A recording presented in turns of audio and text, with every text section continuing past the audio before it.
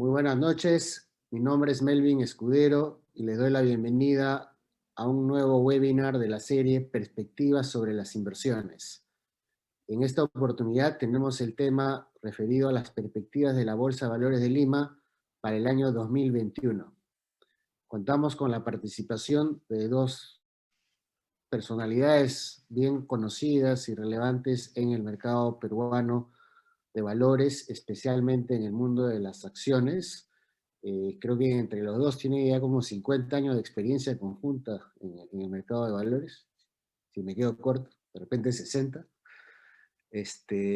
Y tengo la suerte de conocerlos desde que eran adolescentes, creo.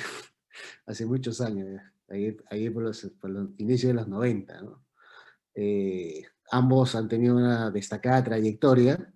Me refiero en primer lugar a Alberto Arizpe, que es el CEO y también fundador de Calpa, Sociedad Agente de Bolsa, y también a Uri Rosenberg, que es el Head of Institutional Sales and Trading de Seminario SAP. Ambas instituciones han de alguna manera contribuido de manera importante al desarrollo y la profundización del mercado, siendo reconocidas por ampliar también la frontera con nuevos inversionistas, en particular del lado de Wealth Management, Family Office y también de Retail, ¿no? Y manteniendo también, obviamente, participación institucional. Entonces, antes de empezar y darle la palabra a ellos, una pequeña información. Recuerden que todos los participantes pueden ingresar sus preguntas a través del icono Q&A que está en la parte inferior de la plataforma. En cualquier momento yo voy a estar revisándoles y luego trasladando esas preguntas a nuestros expositores. El formato del evento, en primer lugar, vamos a tener cada uno entre 10 y 15 minutos en presentaciones, y luego vamos a pasar a la ronda de preguntas, ¿no? Antes de empezar, les voy a presentar brevemente al sponsor que hace posible, al auspiciador que hace posible esta serie de eventos, que es el Dorado Asset Management, ¿no? El Dorado Asset Management es parte del grupo del Dorado, donde hay tres empresas, el Dorado Pro Markets, el Dorado Investments, y que tenemos el enfoque de impacto, ¿no? Entonces somos compañías, las tres, de ASG, o en inglés ESG, ¿no? Vinculado a la protección ambiental, impacto social y también con gobernanza. Nuestro enfoque al sector corporativo, local e internacional, es un enfoque top-down de análisis y de relacionamiento con las principales compañías del mercado. Nuestro modelo de negocios es asociativo, en base a partnership. En el caso particular del Dorado Asset Management, que está dedicado a la gestión de fondos, tenemos algunos partners globales, ¿no? Destaca nuestra orientación en el mercado, que es la Alianza del Pacífico. Tenemos clientes en otros países desde hace ya varios años, y nos estamos orientando a generar soluciones innovadoras de mediano y largo plazo. En el Dorado Asset Management, nuestros socios con los cuales estamos trabajando actualmente involucran a Banec, con quienes vamos a lanzar un ETF en la Bolsa de Valores de Lima en las próximas semanas; BlackRock, con quienes ya tenemos un fondo mutuo; Participant Capital, que opera en el sector inmobiliario en Estados Unidos; Mercer, que es el consultor de inversiones más grande en el mundo; y Mace, que es un PMO británico con quienes estamos trabajando fondos de infraestructura. El fondo bursátil El Dorado ETF va a ser lanzado en el mes de marzo. Estamos definiendo ya la fecha en los próximos días, y es un producto que de alguna manera va a dinamizar la Bolsa de Valores de Lima. En otros mercados como Colombia, México, Brasil y Chile, los ETFs locales también están contribuyendo de manera importante con la liquidez y las oportunidades de inversión y diversificación de los inversionistas internos, pero también internacionales, ¿no?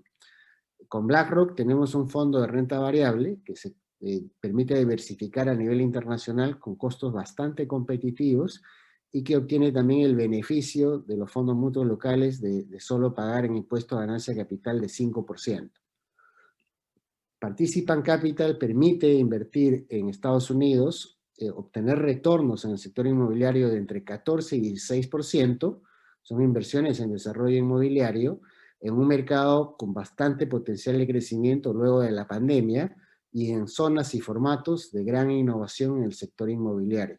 Es una oportunidad para aquellos que ya tienen inversiones inmobiliarias en Perú y quieren diversificar con un retorno bastante interesante, ¿no? Y finalmente, nuestro fondo de infraestructura va a invertir fundamentalmente en infraestructura social y los inversionistas son básicamente inversionistas institucionales del mercado peruano y el mercado internacional.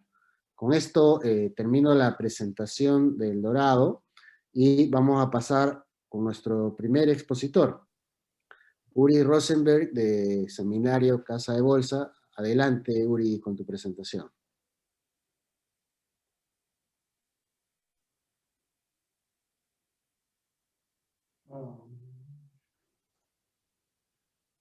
No sé si están viendo, buenas tardes, ¿están viendo mi presentación ahorita o se puede ver? No, no. Vuelve, sal a ver, por favor. Sí, un ratito, ¿no? Ahora sí. Voy a volver a colocar.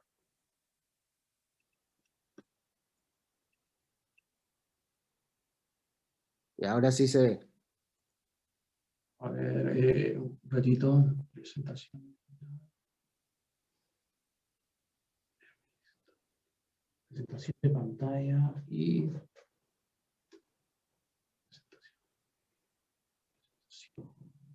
Mostrar, portada, desplazamiento, actividad. Esta pantalla. Ahora sí, ¿no? Perfecto. Ya. Perfecto. Gracias, Melvin, por la presentación. Gracias por invitarme. Un gusto estar acá con todos ustedes. Y buenas noches a todos. Básicamente, Melvin me comentó que estamos a puertas de lanzar un nuevo ETF en el mercado peruano, que va a ser el primero que se va a lanzar después de mucho tiempo. El primero que yo me acuerdo fue el IncaTrack, y eso fue hace muchos años. Entonces, la idea es comentar las perspectivas de la Bolsa de Valores de Lima para este año, y también de paso un poco comentar este nuevo ETF que va a ser listado en la Bolsa Peruana de Lima, auspiciado por Banec en las próximas semanas. Antes que nada, para todos, fue un año muy complicado el año 2020. Fue un año que se podría decir considerado como un año que se dio un evento de un cisne negro, pero no un cisne negro cualquiera, sino un cisne negro que se da una vez cada 100 años, que es un caso como una epidemia de la magnitud que hemos tenido. Es por eso que la bolsa peruana, al igual que todas las bolsas de la región, cuando hay incertidumbre y no se sabe qué es lo que va a pasar, reaccionan de manera abrupta y muy complicada. Es por eso tenemos que las bolsas, cuando comenzó el tema de la pandemia a desatarse por el periodo de año de febrero o marzo, tuvieron una caída muy grande. Entonces mi presentación la he dividido en dos partes. Uno es la parte macro y luego vamos a ver la parte bursátil como tal. Con respecto a la parte macro, podemos decir que vemos el punto de caída máximo que fue en el mes de marzo a abril, donde en el caso de Perú específicamente tuvimos una caída de PBI de casi 40-45%, mucho más agresiva que los otros países de la región de la TAM. Es más, creería yo que Perú fue el país que hizo que la recesión, por el tema de la pandemia, hizo que cerró tan restrictivamente todas las cosas, que hizo que el PBI de Perú, creería yo que en el mes de abril fue el peor de todo el mundo. Es por eso que luego, poco a poco, cuando se fueron desarrollando los temas de que podía haber una vacuna en el corto plazo, se comenzó a conocer un poco más acerca del coronavirus, se vieron que los mercados internacionales comenzaron a reaccionar. Y de la misma manera se comenzaron a abrir de nuevo la economía. Es por eso que tenemos claramente que en el caso de Perú se dio una V muy marcada. Y la economía peruana, de estar pasando a estar casi 40-45% abajo, se fue recuperando y casi para el mes de diciembre estuvo casi a niveles planos. ¿Qué es lo que se espera desde el punto de vista para la economía este año? Este año básicamente la economía peruana al haber caído tanto con respecto al año pasado con sus pares, tiene el efecto rebote. Por consiguiente, tenemos que la economía peruana se espera que este año esté por encima del 9%. Pero eso está condicionado a varios factores.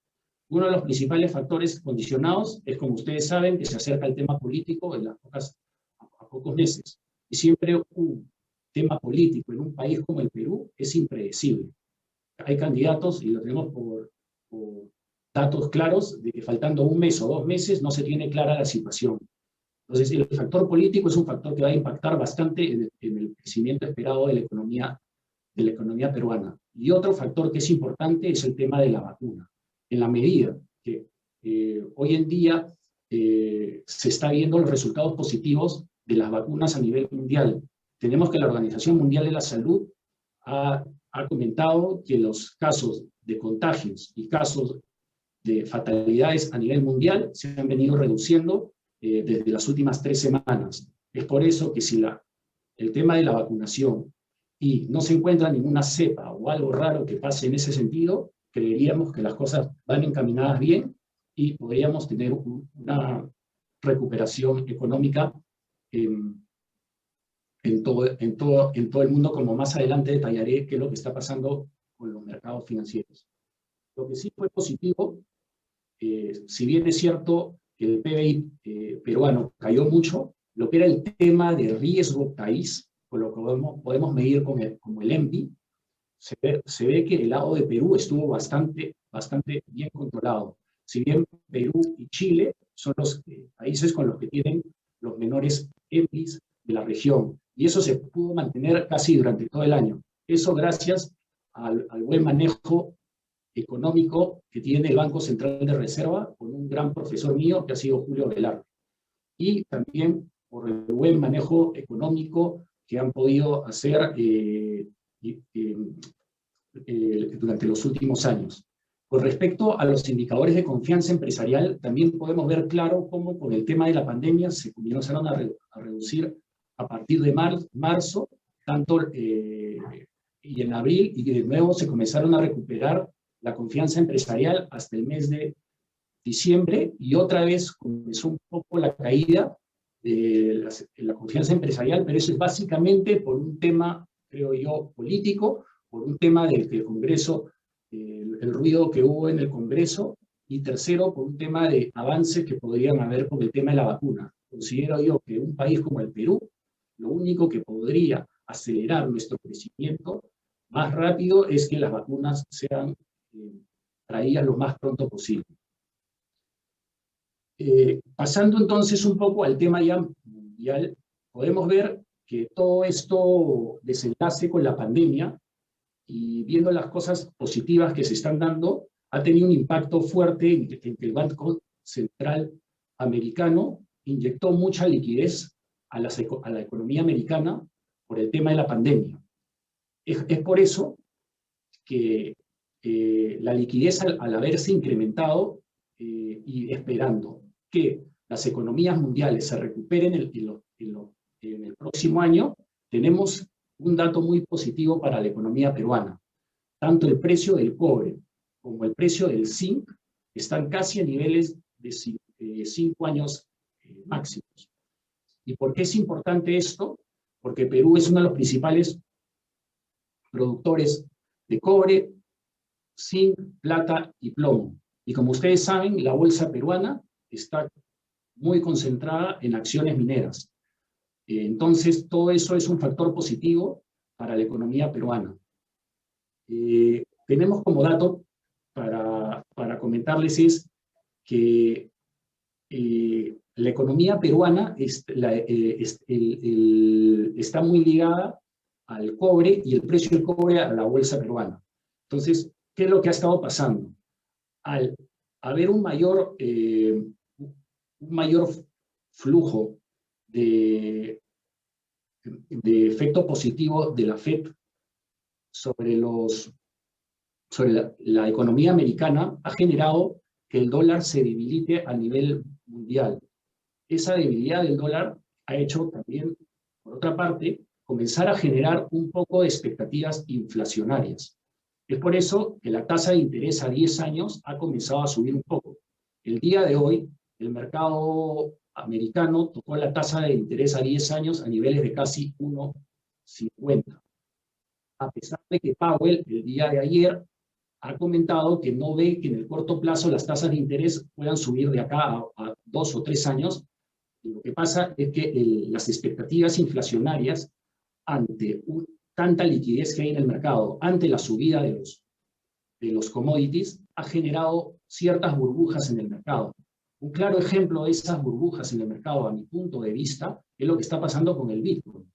El Bitcoin, si bien ya ha rebajado un poco, te das cuenta de que está subiendo por encima de los $50,000 y son activos altamente en riesgo, altamente riesgosos, según mi punto de vista. Entonces, eso está generando ciertas presiones inflacionarias que son importantes para evaluar cómo sería el comportamiento tanto de la bolsa mundial como las bolsas de la región. Aquí podemos ver, por ejemplo, que en lo que va del año, la bolsa peruana ya ha tenido una subida de 10%. Como comenté hace un rato, este gráfico es muy importante, que es la evolución del Standard & Poor's de la bolsa peruana comparada con el precio del cobre. Ahí podemos ver que tiene una correlación bastante alta. Casi, si no me equivoco, debe tener un beta casi del 0,95. Eso significa que economías como Perú, como Chile, cuando sube el precio del cobre, va a tener un impacto positivo en la Bolsa de Valores de Lima. Y eso es efectivamente lo que se ha comenzado a dar. Si bien es cierto, algunos indicadores bursátiles, como el Price Book Value, hemos podido calcular que el Price Book Value de la Bolsa de Valores de Lima tiene en promedio, digamos, hoy en día está a niveles de 1,65, está por encima del promedio de los últimos 5 años, es a niveles de 1,5, pero por debajo del nivel del 2018, que fue 2,0.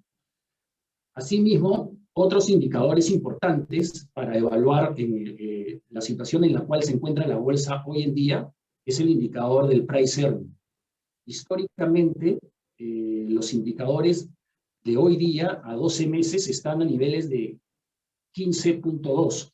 Y acá podemos ver en el gráfico que si bien el price earning de Perú, que es en los últimos 12 meses, está a 15,17, que está por encima de los pares de Colombia, o de Chile, o de Brasil, cuando vemos las proyecciones para el año 2022 y 2023, donde ya se consideran los precios de los metales a un nivel más alto en promedio, vemos que los forwards están bajando, están en niveles de casi 12,45 para el caso del Perú en el 2022 y el 2023.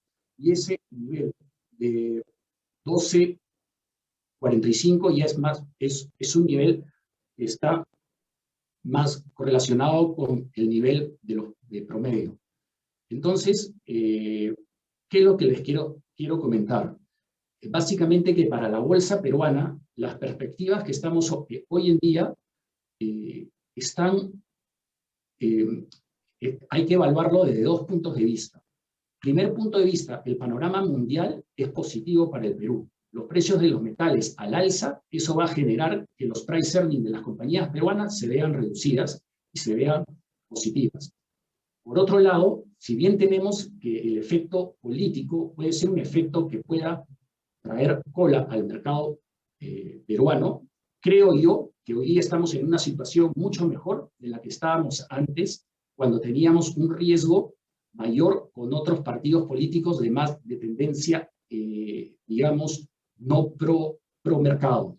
Yo creo que hoy en día, como están las encuestas, solamente podría haber entre 1 o 2 candidatos que podrían ser un poco contra mercado, que podrían afectar a la bolsa peruana de Lima. Pero no los veo como influyentes para que pueda afectarlo y que puedan salir ganando. Como color, para mí es importante que se lance un indicador, un ETF en el mercado peruano.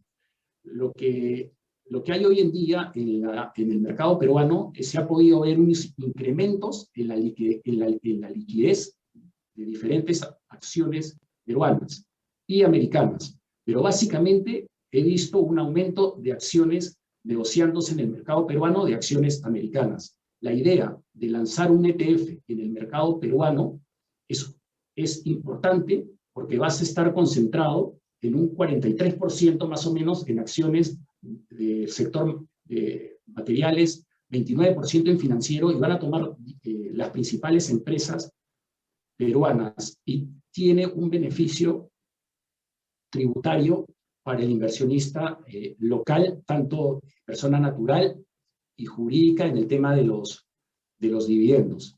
Entonces, personalmente considero que el año pasado fue un año difícil, complicado, y se esperan mejores panorama para el presente año, debido a las perspectivas positivas de la economía mundial, donde hay bastante liquidez, donde hay un mayor apetito para invertir en países emergentes, y donde también hay un mayor interés de invertir en empresas del sector minero.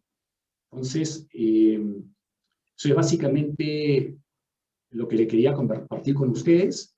Luego, más adelante, presto para cualquier tipo de pregunta que pueda hacer el público. Y para finalizar, agradecer por la invitación. Muchas gracias, Uri. Ahora rápidamente pasamos con nuestro segundo expositor de la noche, Alberto Arizpe. Adelante, por favor. El audio lo tienes apagado. Ahí voy, muchas gracias. Voy a compartir mi pantalla.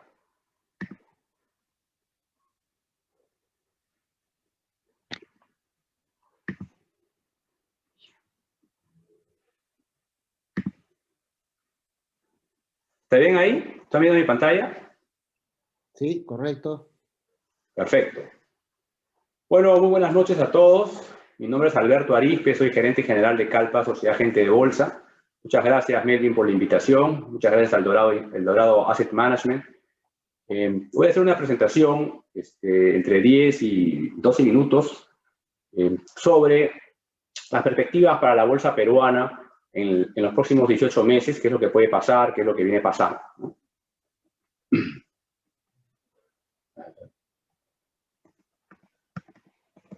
A ver, un segundito. Ahí está. Ya. Como pueden ver ustedes, la bolsa es una alternativa de ahorro para las personas, ¿no? Eso es bien importante resaltar. He empezado con el rendimiento que han tenido las bolsas más grandes del mundo, porque todos los mercados financieros están correlacionados e interrelacionados, ¿no? Si ustedes hubiesen invertido hace 30 años, o sea, a largo plazo, en las 500 compañías más grandes de Estados Unidos, que es el S&P 500, hubiesen tenido un retorno de 8.5% promedio anual en dólares. Es una muy buena tasa de retorno. Si hubiesen invertido hace 30 años en las 100 compañías tecnológicas más grandes de Estados Unidos, que es el Nasdaq, tendrían un retorno de 14.8% promedio anual, que es una excelente tasa de retorno, ¿no? Y si hubiesen invertido en mercados emergentes, alrededor de 7% compuesto anual, ¿no? Es una excelente tasa de retorno. Solamente como ejemplo, si hubiesen invertido $100.000 en el Nasdaq hace 30 años, hoy tendrían $6 millones, ¿no? Una excelente pensión para poder retirarse. Entonces, ahorrar en la bolsa paga. Mucha gente le tiene miedo a la bolsa, pero no hay que tenerle miedo. Es volátil, pero si invertimos con fundamentos y las compañías les va bien, y lo hacemos de manera diversificada, es la mejor alternativa de ahorro para las personas, ¿no? Esta es la inversión en los índices más grandes, más importantes del mundo, ¿no? Vamos al Perú. El Perú claramente es un país pequeño, es una economía abierta, pero pequeña, ¿no? Que en el año 90 hubo un cambio estructural muy importante, ¿no? Ustedes pueden ver ahí el crecimiento, pues, explosivo que tuvo la Bolsa de Lima entre el año 90 y el año 2007, ¿no? Es un crecimiento, pues, se hizo mucho dinero en la bolsa porque el Perú cambió, las empresas hicieron muchísimas más utilidades. Acuérdense ustedes que el valor de mercado de las compañías está en función al tamaño de sus utilidades. Y ustedes pueden ver que después del boom entre el año 91 y el año 2007, la Bolsa de Lima tradeó en un rango, ¿no? Si ustedes ven, el pico del año 2007 es parecido al pico donde estamos ahorita, ¿no?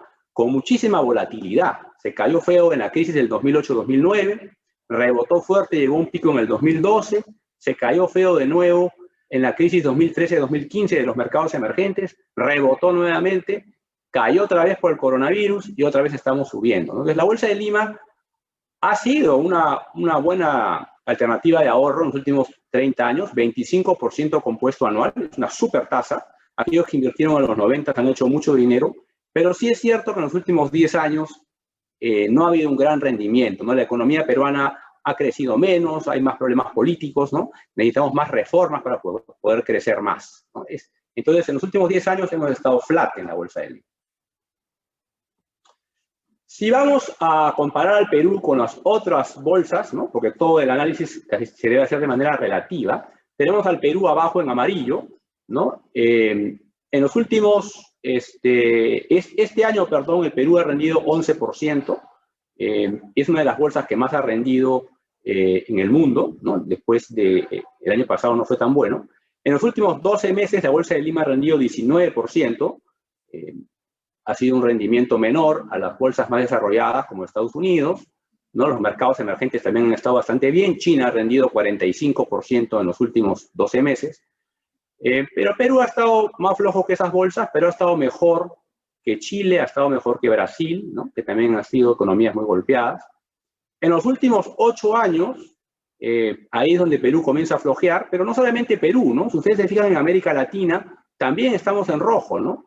Brasil ha caído 3% anual, compuesto anual en los últimos 8 años. Chile, 7%, ¿no? Perú, flat, ¿no? Entonces, no es que Perú haya estado necesariamente mal, hemos estado como toda la región bastante, pues, por debajo del crecimiento de los otros mercados, ¿no? Es decir, como vimos en el gráfico anterior, invertir en el Perú funcionó muy bien entre el 90 y el 2007, y en los últimos 10 años ha habido mucha volatilidad. Entonces han habido algunos que han ganado mucho, los que han tomado más riesgo y comprar abajo, y hay otros que están pues casi igual o perdiendo un poco, ¿no?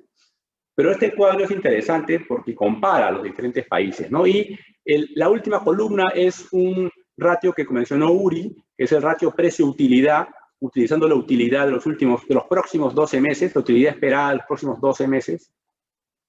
Y podemos ver que el valor de las compañías peruanas, ¿no es cierto?, sobre las utilidades esperadas para los próximos 12 meses está en 18 veces, ¿no? El Perú cotiza por debajo de lo que cotizan las bolsas americanas, ¿no es cierto?, y por encima de Brasil, que está bastante bajo, casi igual que Chile, ¿no? Más o menos igual que China, ¿no? Entonces, no diríamos que la bolsa está muy cara, pero tampoco es que la veamos demasiado barata. Eso es lo que ha ocurrido en el Perú y en el mundo en los últimos 30 años que hemos visto, que es largo plazo, en los últimos 10 años, ¿no? ¿Qué es lo que vemos ahora para los próximos años, ¿no? Como mencionó Uri en la presentación anterior, el año pasado ha sido un año, pues, muy diferente, ¿no? Podemos ver ahí cómo todas las economías, menos China, han tenido una recesión muy fuerte. El Perú ha tenido una caída del producto de 11%. El mundo ha caído 3.5%. El Perú estuvo peor que el mundo porque el aislamiento social y la clausura de la economía fue muy, muy drástica en abril, mayo y junio del año pasado. Bueno, marzo, también buena parte de marzo. Pero en el 2021 esperamos un rebote de todas las economías. Estamos esperando un rebote de la economía peruana de 9%. Va a depender de cuántas más cuarentenas se implementan, pero creo que 9% es algo razonable. A medida que entra la vacuna, la situación debería mejorar, ¿no? Obviamente acá hay una gran incógnita y un gran riesgo, que son las elecciones que se vienen. Vamos a hablar un poquito de eso, pero el riesgo político en el Perú es muy alto, ¿no? Y eso podría afectar el crecimiento esperado del producto para los años 2021 y 2022 y 2023, ¿no? Mucho va a depender de quién gane, de qué políticas implemente y si goza de la confianza de los inversionistas o no. Entonces, en los últimos, básicamente un año, 2 meses, las economías latinoamericanas sufrieron bastante. Nos vemos ahí la caída de la Bolsa de Lima, ¿no?, en verde, la Bolsa de Chile en azul, la bolsa colombiana en amarillo, ¿no? Brasil, me parece que ese es un color medio negro.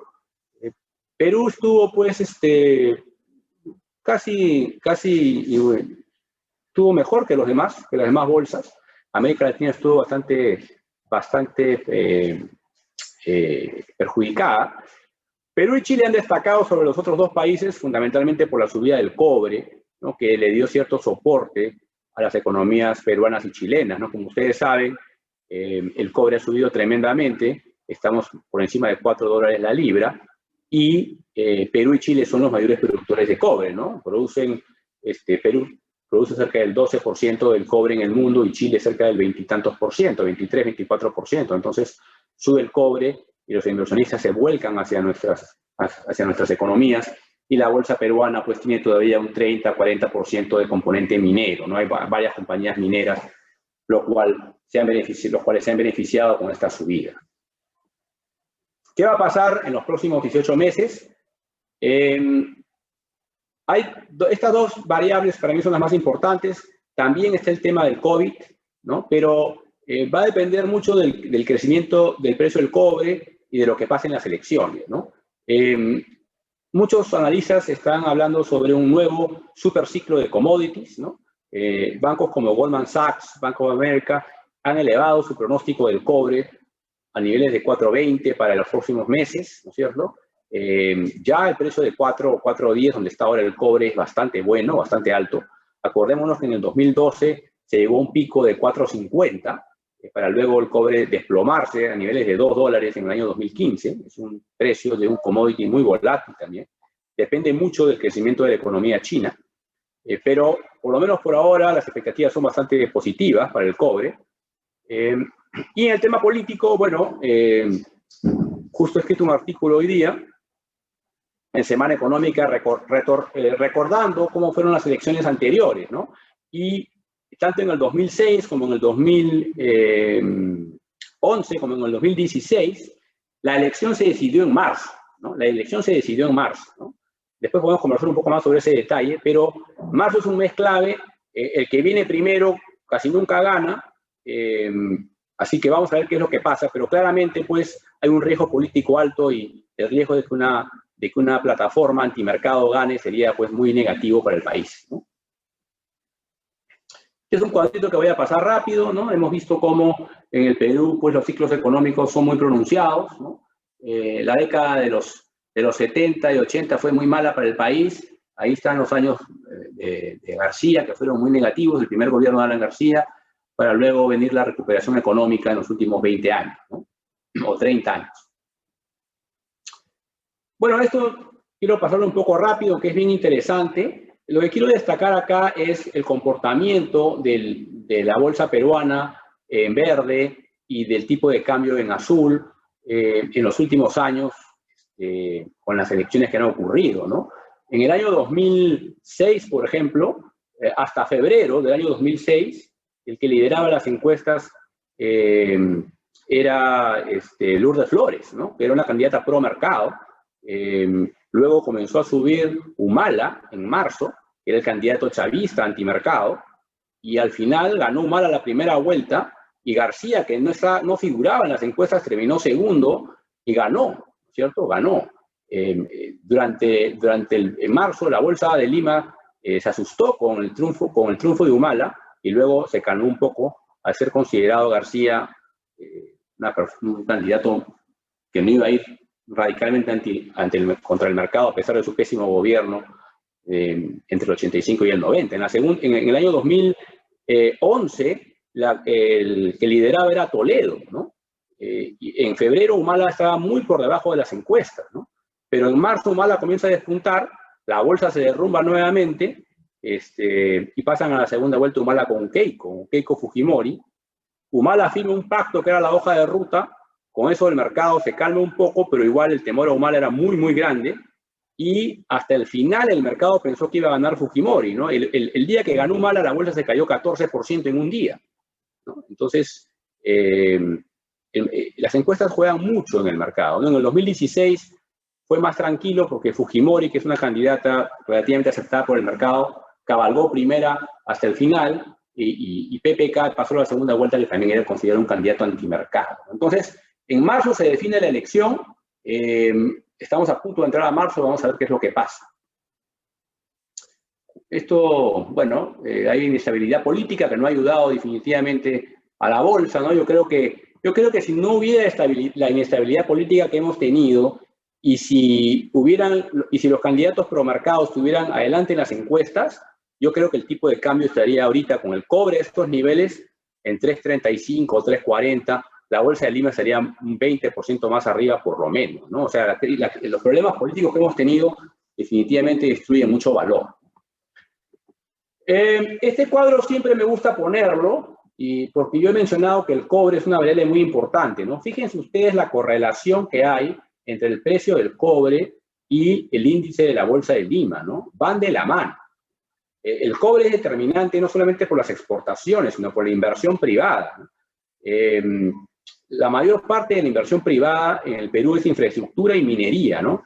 Entonces, cuando sube el cobre, la inversión sube, ¿no? En minería, ¿no? Tenemos ahora, en estos últimos años, la inversión en Quellaveco, la inversión en Mina Justa, ¿no? La inversión en estos proyectos, en la ampliación de Toromocho, que juegan un papel muy importante para la economía peruana, ¿no? Fíjense ustedes la correlación, ¿no? Entonces, el cobre sube, sube la bolsa, sube la economía. Algo que quiero mencionar, me voy a saltear esta lámina, pero lo que quiero mencionar acá es algo muy importante. Para la bolsa peruana, no sé si para los próximos 18 meses, pero para la bolsa peruana y para la economía peruana y para todos los que vivimos en el Perú, ¿no? Para los próximos 10 años, ¿no? Va a haber un cambio estructural en el mercado de cobre en el mundo, ¿no? Los carros eléctricos ya son una realidad, ¿no? No es una opinión la que estoy dando, es una realidad, ¿no?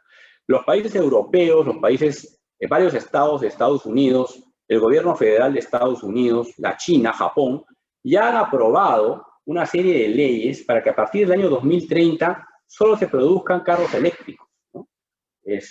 Hoy día se estima que el 3% de los carros eléctricos, perdón, que el 3% de la producción mundial de carros son carros eléctricos. Se espera que en el 2030 el 25% de la producción mundial de carros sean eléctricos y hacia el 2050 que todos sean eléctricos, ¿no? Cada carro eléctrico demanda 3 veces más cobre que un carro de gasolina, ¿no? Y se vienen también los buques eléctricos, los aviones eléctricos. El mundo va a cambiar hacia energías más amigables al medio ambiente, ¿no? Así como en los últimos 30 años vino el cambio de la Internet y los que apostaron por la Internet, como lo vimos en la primera lámina, por las tecnológicas, ganaron mucho dinero, ¿no? Yo creo que en los próximos 30 años va a ser el cambio proambientalista, pro-corporate governance, ¿no? Y parte de este cambio son todos los vehículos eléctricos, los buques eléctricos, los aviones eléctricos, ¿no? Y para poder tener estos activos eléctricos necesitas cobre, ¿no? ¿Y quién produce cobre? Perú. O sea, estamos en el lugar correcto, en el momento correcto, y ahora depende de nosotros, no echarle la culpa a los políticos, sino de nosotros poder implementar las leyes y el escenario posible para que el cobre no se quede en el suelo, pues para que podamos sacarlo y beneficiarnos de la bonanza que va a haber, ¿no? Esto es fundamental, ¿eh? Esto lo voy a pasar relativamente rápido. Y eso también. Ahora, dicho esto, volviendo otra vez a los próximos 18 meses, nuevamente las variables que van a afectar van a ser el cobre, las elecciones y el coronavirus, ¿no? Ustedes tienen que tomar una posición ahí, ¿no? Porque es bien subjetivo qué es lo que va a pasar, ¿no? Yo después, cuando entren a las preguntas, con todo gusto les doy mi opinión. Pero si uno es positivo en el Perú, ¿no es cierto? Y cree que va a ganar un candidato relativamente pro mercado, y el cobre va a subir, como estoy conversando, y el coronavirus se va a controlar, que es digamos, un escenario relativamente optimista. Esta es una cartera que nos gusta, ¿no? Es una cartera que yo publico todos los años en una publicación que hago desde hace 10 años, ¿no? Ustedes pueden ver ahí en el cuadro de abajo el rendimiento de mi cartera, que es la verde, versus el rendimiento del mercado. La cartera verde le ha sacado la mugre al mercado, ¿no? Esto es público, todos los años lo publico en Semana Económica, y son las acciones que más nos gustan, ¿no? Credit Corp, Intercorp Financial Services, ¿no es cierto?, que es el grupo Interbank, Alicorp In Retail, que agrupa supermercados BEA, las farmacias Incafarma y Plaza Real, mineras como Cerro Verde, Minsur, también me gusta Southern, Ferreiros, que está ligada a la minería y construcción, y algo de utilities, que es en el distribución, ¿no? Ustedes pueden ir a ver ahí los pesos, los market caps, me parece que es una cartera bastante simpática, ¿no? Pero obviamente todo esto está expuesto al riesgo Perú, ¿no? Y ahí lo dejo y lo abro para las preguntas. Muchas gracias. Muchas gracias, Alberto y Yuri, por estas excelentes presentaciones.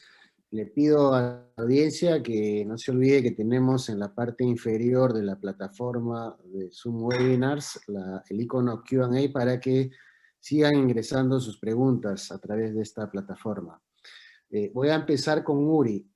Uri, viendo el tema de la liquidez de la bolsa, definitivamente dentro de lo que es Alianza del Pacífico, México, Perú, Chile, Colombia y también Latinoamérica, más todavía si metemos a Brasil, Perú es uno de los mercados más ilíquidos, y con la pandemia y el golpe económico que hubo, digamos, por la encerrona fuerte del segundo trimestre del año pasado, la liquidez prácticamente ya tocó fondo, ¿no? ¿Tú crees que esa liquidez, que se ha visto bastante recuperación en los últimos meses y semanas, va a continuar con esta tendencia? Estamos llegando a un contexto de liquidez. ¿Cuáles son, digamos, la fuente de esa liquidez? ¿Es retail local? ¿Es institucional local? ¿Es institucional extranjero? ¿Retail extranjero? ¿Cómo ves las perspectivas de la liquidez en la bolsa? Gracias, Melvin, por la pregunta.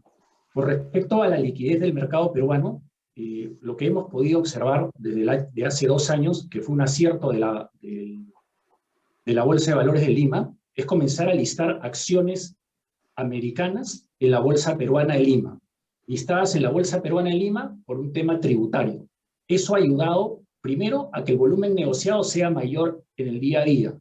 Entonces, para las casas de bolsa, ese volumen negociado, si bien es cierto, es un mayor volumen negociado en la Bolsa de Valores de Lima, es por un tema tributario que ayudan a los clientes retailers. Con respecto a tu pregunta de solamente las acciones peruanas, ahí considero que la liquidez no ha sido aumentada. Seguimos mejorando un poco, no tocamos fondo, digamos, hace 2 años, tanto es así que tocamos fondo que nos sacaron del MSCI por acciones de Credicorp, nos sacaron por el tema de las acciones del índice del FTSE. Entonces, lo que yo considero hoy en día ha sido positivo, que la liquidez ha comenzado a subir un poco, y por eso IFS ha vuelto a ingresar al índice del MSCI Small Cap. Lo que nosotros vemos que ha estado pasando últimamente es, con la caída fuerte que tuvo el mercado peruano por el tema de la pandemia, vimos que ingresaban clientes retails que son inversionistas de largo plazo, cuando vieron que había potencial de crecimiento en varios papeles, porque percibieron de que esto era un tema solamente momentáneo por tema de pandemia. Los principales tomadores fueron, en la bajada del año 2020, fueron los retails y clientes institucionales locales, básicamente AFPs. Lo que se siguió viendo fue salida de inversionistas extranjeros de la bolsa peruana el año pasado.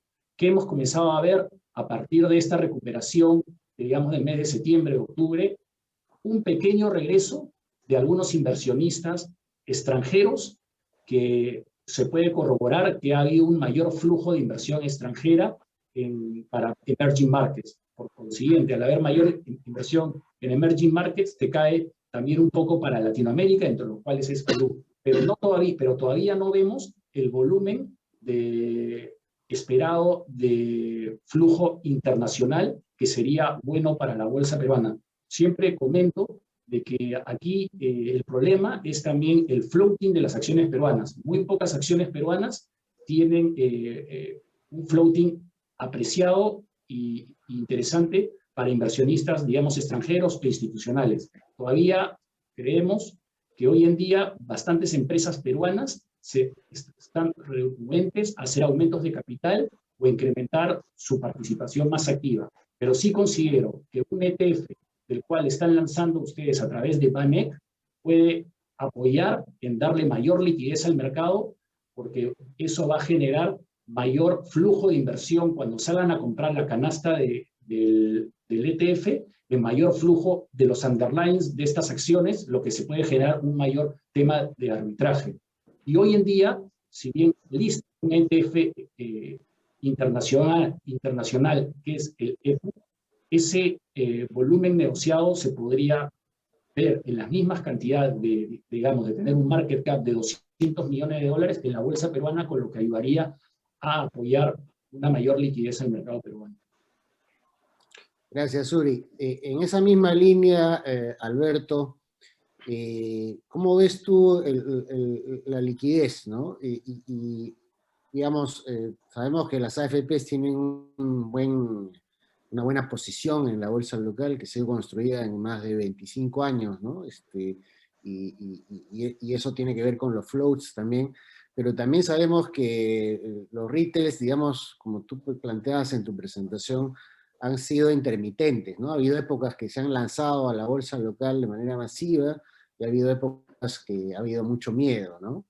Ahora último, con la recuperación del mercado americano, el mercado peruano está regresando, pero mucho inversionista retail de Perú también ha ido a la casa de las acciones americanas, extranjeras, por el rebote tan fuerte después de la pandemia, especialmente las tecnológicas. Eso una primera pregunta respecto a la liquidez. Y una segunda pregunta, ya con el ETF, digamos, y sabiendo que tú también estuviste en algún momento, digamos, en el pasado estuviste detrás del IncaTrack, ahora que viene un ETF con la espalda de uno de los líderes mundiales justamente en commodities. Vanek es el mayor manager de ETFs de commodities del mundo, el número 1 también para emerging markets. ¿Qué diferencias tú ves en esta nueva situación, dado este contexto aparentemente muy favorable, si uno ve pues lo que era a mediados del año pasado, que todos estábamos deprimidos? Sí, mira, sobre la primera pregunta, yo tengo una visión, no sé si diferente, pero siempre hablo con mis colegas y yo tengo una posición que no veo que compartan mucho conmigo, ¿no?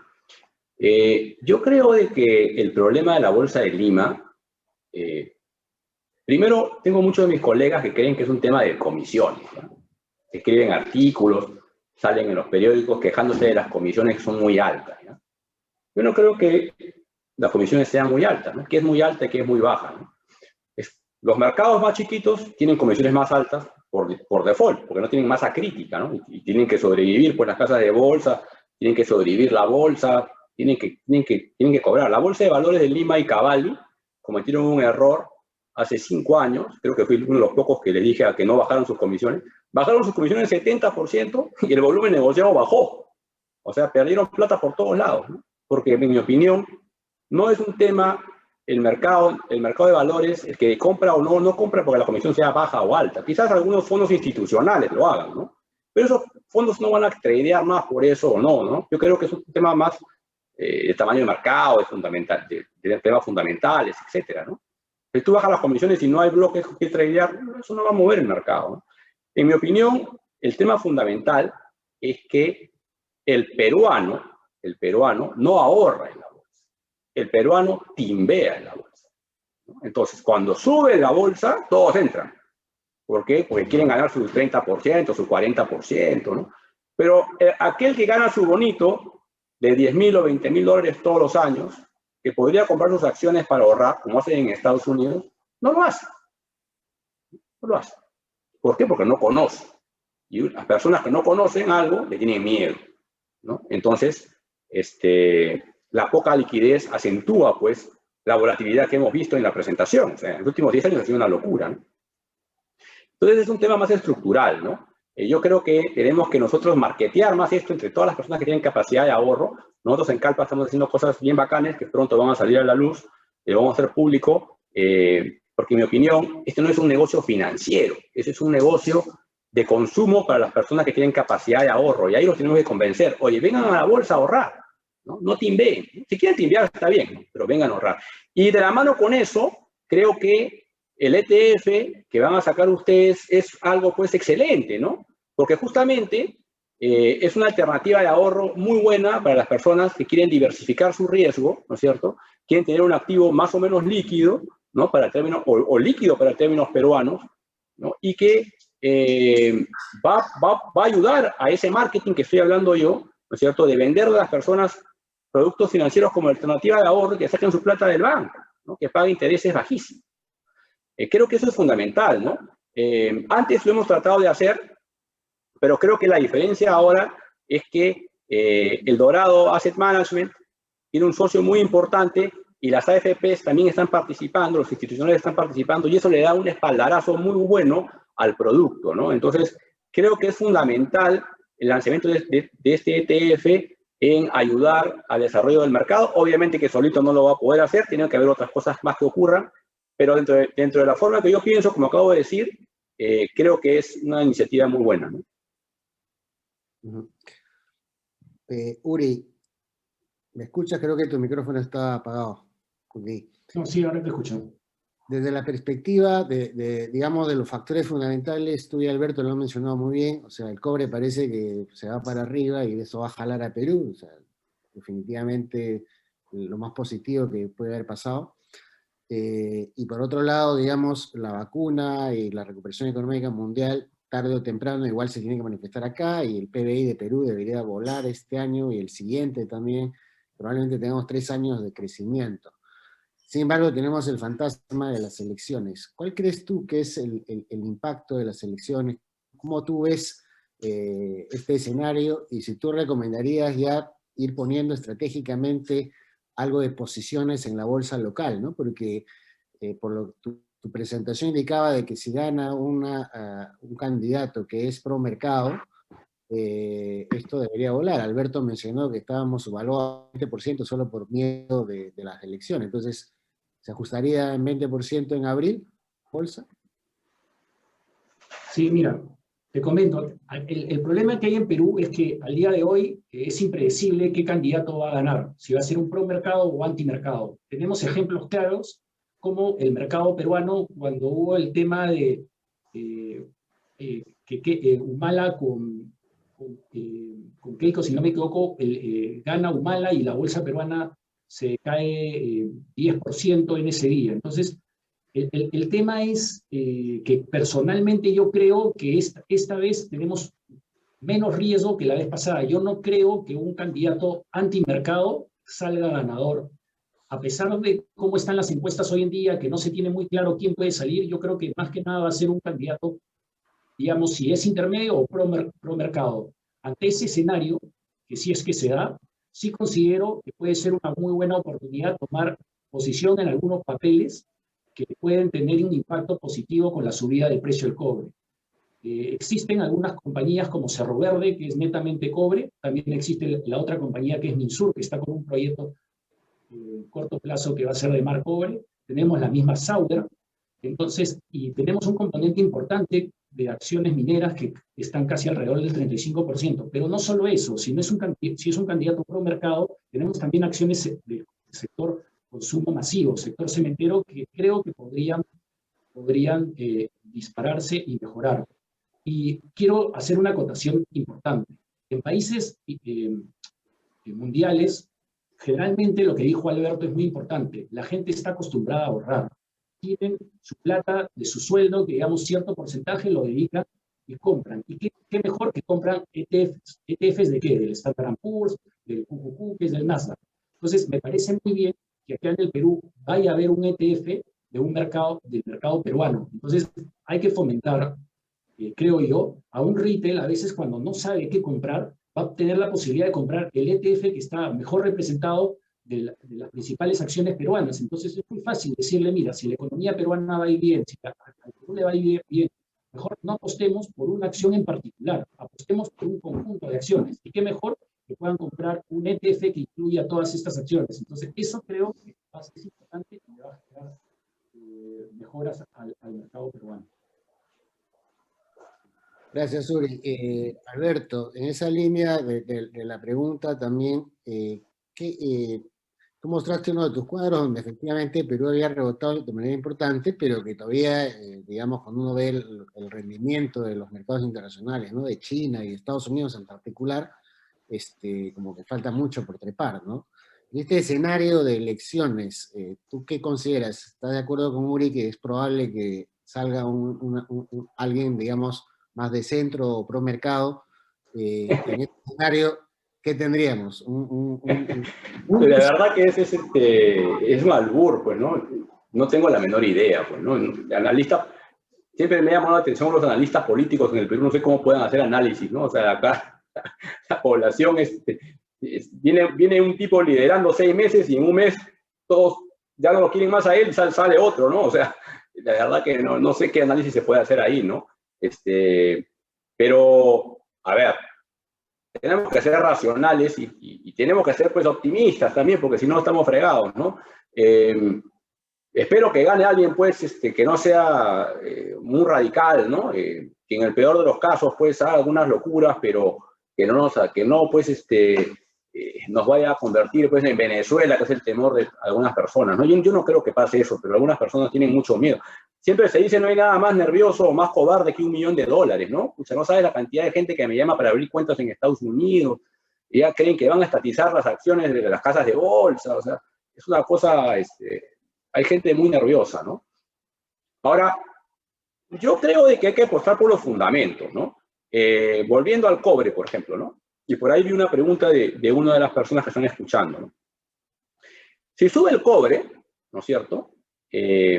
Los valores fundamentales de las empresas mineras, de todas, pero más de las mineras, comienzan a subir también, porque acordémonos que los valores fundamentales son dinámicos, ¿no? Una cosa es lo que vale una compañía con el cobre en $3 y otra cosa es lo que vale en 4 y otra cosa vale en 5, ¿no? Por ejemplo, por ahí me preguntaron cuánto vale Minsur ahora, ¿no? Si el precio del cobre se va a 4, perdón, si el precio del cobre que ya está en 4, si tú valorizas Minsur con $4, el valor fundamental sube por encima de 3.50 soles, ¿no? Nosotros tenemos un valor fundamental más bajo porque nuestro precio del cobre de largo plazo es 3. Pero si tú le metes 4, vale mucho más, ¿no? Cerro Verde, por ejemplo, con un precio de cobre de 4, a largo plazo vale $38, ¿cierto? Entonces, el tema es el dinamismo que tiene esto y obviamente la posición que tenga el inversionista si cree que el cobre va a seguir subiendo o no, ¿no? La gran pregunta es, ¿va a seguir subiendo o no, ¿no? Ahí hay que analizar varios factores, ¿no? Pero además de eso, cuando no solamente suben, pues, obviamente, las mineras, ¿no? Por razones obvias, sino de que toda la economía peruana, y están en los cuadros, se revitaliza, ¿no? Entonces, al mejorar la economía, los bancos, por ejemplo, que están muy golpeados porque han tenido unas provisiones altísimas el año pasado, ¿no?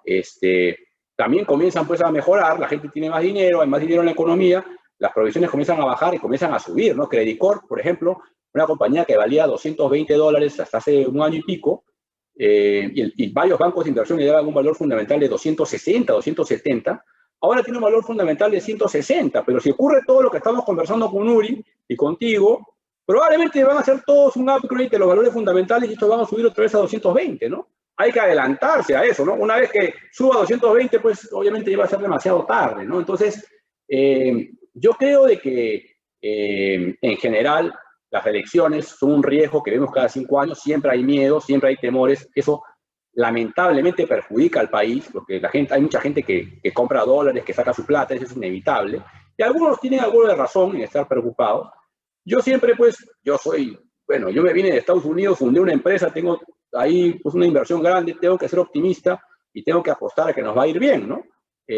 Asumo yo que la gente va a ser racional y que va a haber un gobierno los próximos 5 años relativamente, pues, amigable a la inversión privada y que el precio del cobre va a seguir subiendo, o por lo menos se va a mantener estos niveles, lo que nos va a ayudar muchísimo, ¿no?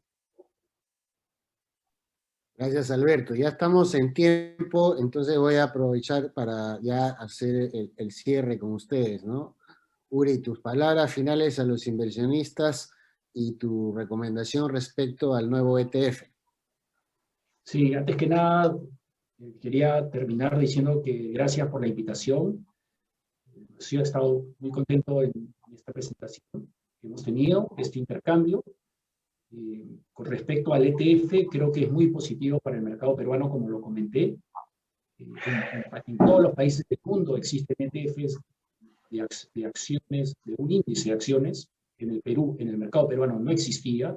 Creo que es un buen momento, estamos con buenos precios de metales. Si bien existe ese pequeño riesgo político, no creo que sea, desde mi punto de vista, algo que vaya a impactar negativamente a la acción. Entonces, estoy positivo. Creo que lo que le falta más al mercado peruano es una mayor participación de retailers, es fomentar más este tipo de inversión. Solamente quería terminar con unas palabras, dejándolo como una opinión personal que tengo. Acá el Estado también debería tener una participación más activa. Creo que de nuestras épocas, Alberto, tú y yo, nos acordamos lo que era la participación ciudadana en acciones como Pacamayo, en acciones como Luz del Sur. El Estado hoy en día tiene muchas empresas eléctricas, del cual podría comenzar a hacer un proceso de participación ciudadana, de dar un 10, un 15% a la mayoría de aquellos inversionistas retail que quieran invertir en eso. Entonces, eso fomentaría a que el retail tenga su certificado, quiera ver, comience a ver que le está rindiendo. Y eso fue una buena oportunidad que se dio, y creo que aquí depende mucho también de que el Estado vea estas alternativas para mejorar nuestro mercado de capitales. Y gracias por la invitación otra vez. Gracias, Uri. Alberto, tus palabras de cierre y tu comentario respecto al nuevo ETF. Sí, bueno, primero que estoy totalmente de acuerdo con Uri, eso de vender porcentajes de empresas eléctricas que el Estado tiene y que no están tan mal, ¿eh? O sea, tienen retornos aceptables y una excelente manera de levantar fondos para el Estado, para las empresas, perdón, dinamizar el mercado de valores, ¿no es cierto?, darle alternativas a los inversionistas. Y yo voy más allá todavía, ¿no? Yo empaquetaría todas las propiedades que tiene el Estado y vendería una fibra al mercado, ¿no? Con todo eso alquilado, ¿no? ¿Qué hace el Estado, pues, con edificios en San Isidro? Con la gente se muere de hambre, no tiene plata para los colegios, ¿no? Un poco, tienen un edificio ahí de Petroperú, en la zona más cara de San Isidro, y el Ministerio del Interior también. Es absurdo eso, ¿no? Para mí, ¿no? La gente no tiene que comer y el Estado peruano tiene real estate en la zona más cara del Perú, ¿no?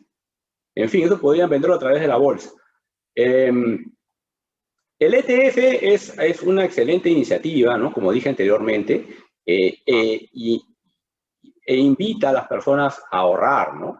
El ETF además te sirve como benchmark para el resto del mercado, ¿cierto? Eso es muy importante, ¿no? Si yo estoy haciendo stock picking, compro el watchlist de Arispe, o compro Binsur, compro Cerro Verde, ¿contra qué lo comparo, no? Si sube la bolsa 50% y el watchlist sube 40%, cualquiera diría, ¡ay, qué buena inversión! No necesariamente, ¿no? Todo ha subido, ¿no? Entonces, el ETF te sirve de benchmark, ¿no? Y también permite, como han mencionado ustedes, que haya un arbitraje, ¿no?, entre los activos subyacentes y los valores que están ahí, ¿no? Y creo que no lo hemos descrito mucho, pero para las personas que nos escuchan, el ETF es una canasta de acciones, ¿no? Al comprar un ETF estás comprando una canasta de acciones, te permite diversificar comprando una sola, es como un combo, ¿no? En vez de comprar una gaseosa, una hamburguesa y unas papas, al comprar el combo compras todo, de golpe, ¿no? Y eso es algo buenísimo, pues, para un inversionista que de repente no sabe qué comprar, ¿no? Compra, o que no tiene mucha plata, ¿no? Porque con $10.000 de repente, o con 5.000 no puedes comprar muchas acciones, porque las comisiones mínimas de las casas de bolsa te comen. Entonces puedes comprar un ETF con tus 5.000 y pagas tu comisión bajita y te diversifica, ¿no? Entonces, esa es una cosa muy buena, es una gran iniciativa, es un gran esfuerzo del Dorado, yo sé lo que están haciendo. De verdad que felicito a Melvin cuando me lo contó por primera vez, de verdad me dio mucho gusto. Como él mencionó, yo trabajé en esto en el año 2007, imagínate, en el Incatrac, que salió bien, pero tuvo sus problemas. Creo que ahora el trabajo que ha hecho el Dorado, después de muchos años, está más completo, está mejor, y creo que va a ser más exitoso, ¿no? Así que los felicito nuevamente, le agradezco a Melvin y al Dorado la invitación, los saludo a Uri, que no lo veo hace tiempo, y un abrazo para todos. Muchas gracias. Muchas gracias, Alberto y Yuri, por las excelentes presentaciones. Y a nuestra audiencia le indicamos que la próxima semana vamos a hacer varios webinars previos al lanzamiento de nuestro ETF, que ya está bastante cerca, estamos definiendo ya la fecha exacta, pero como decía Alberto, hay que hacer comparaciones, ¿no? Y cuando uno compara, por ejemplo, lo que ha pasado con los ETFs en Colombia, en Brasil, en México, los ETFs locales incluso son entre 5 y 10 veces más grandes en volúmenes que los mismos pares que tienen en la bolsa de Nueva York, ¿no? Ahorita está el EPU, y les vamos a hacer una presentación detallada de las comparaciones, ¿no? Lo cierto es que el ETF Perú, así es el nombre del nuevo producto, ETF Perú, versus el EPU, tiene diferencias importantes, ¿no? Por ejemplo, el EPU tiene más de 25 acciones, y el ETF Perú, con la salida de Luz del Sur, estamos esperando que mañana, viernes, S&P, el proveedor de índices, modifique su estructura de pesos en el índice, y vamos a tener seguramente 12 acciones. Las 12 acciones líderes más importantes, incluyendo las líderes en el sector minero, están metidas dentro de este ETF. Si el juego de Perú a largo plazo es el cobre, la plata, el oro y el zinc, este ETF tiene aproximadamente 42, 45%, dependiendo de los precios de mercado, en ese tipo de compañías que son las líderes de Perú, ¿no? Pero si luego viene el crecimiento económico y la demanda interna se levanta y el tema del sector financiero también, cerca del 30% está en el sector financiero y el resto es demanda interna con un peso importante en el sector de consumo masivo y de bienes de capital. Entonces, cotiza en dólares, ¿no, Melvin? Cotiza en dólares. Va a cotizar en dólares con un precio inicial de $10 la acción, ¿no? Entonces, ahí también tenemos otro elemento porque varias de las acciones además están cross-listadas en la Bolsa de Valores de Nueva York, ¿no? Entonces, esto también es, digamos, tiene un cordón umbilical contra un mercado que ha mostrado más líquido. Algunas acciones como Sauder, Buenaventura y Credit Corp negocian muy fuerte en Nueva York, no tanto en Lima. Al estar dentro de este ETF, parte de esa liquidez de Nueva York va a pasar a estar en la liquidez de la Bolsa de Lima, ¿no? Y esto es bien importante porque efectivamente va a ayudar con los volúmenes de negociación. Una de las ventajas claras del ETF local es el tema de los impuestos, por ejemplo, a los dividendos, ¿no? En Nueva York, usted paga impuestos a los dividendos. Acá en Perú, usted, si está en la Bolsa de Valores, está listado, va a pagar menos que en Nueva York, ¿no? Porque en Nueva York usted paga 30%, y acá en Perú va a pagar menos de 5%, ¿no? Y en ganancia de capital, acá es 0% la ganancia de capital a cualquier inversionista. Entonces, hay ventajas importantes, no solamente en la liquidez, en la distribución. De acuerdo al análisis que ha hecho Standard & Poor's respecto al EPU y al nuevo ETF, el nuevo ETF es más rentable y menos riesgoso que el EPU. Y eso lo vamos a ver en la siguiente semana con la información, y toda esta información también la pueden ver en la página web de Dorado Asset Management. Ustedes con esto van a tener más información a efectos de poder de tomar la decisión de invertir en este tipo de productos, ¿no? Bueno, muchísimas gracias también nuevamente a nuestros expositores y a toda nuestra audiencia que ha estado siguiéndonos durante esta jornada, y nos vemos la próxima semana en los siguientes webinars. Buenas noches con todos. Muchas gracias, buenas noches. Muchas gracias. Hasta luego. Nos vemos.